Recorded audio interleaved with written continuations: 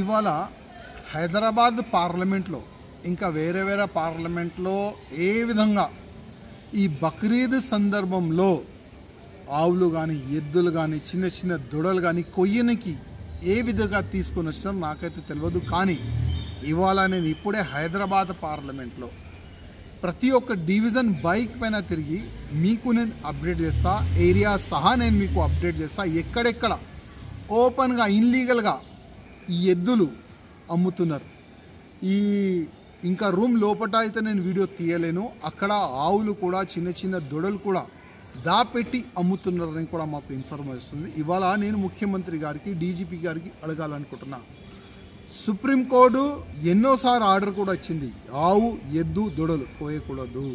కానీ ఇన్లీగల్గా ప్రతి బక్రీద్ సందర్భంలో హిందువులకి మనోభావాలకి దెబ్బ తగిలేలాగా అట్లాంటి ఎంఐఎంఎల్ గుండోలు సహకారంతో ఆవులు ఎద్దులు కోయనికి రోడ్డు పైన అమ్ముతున్నారు.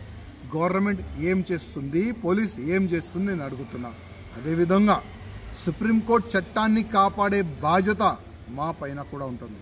ఇవాళ నేను ఈ వీడియో సుప్రీంకోర్టు వరకు కూడా పంపిస్తా, హైకోర్టు కూడా పంపిస్తా.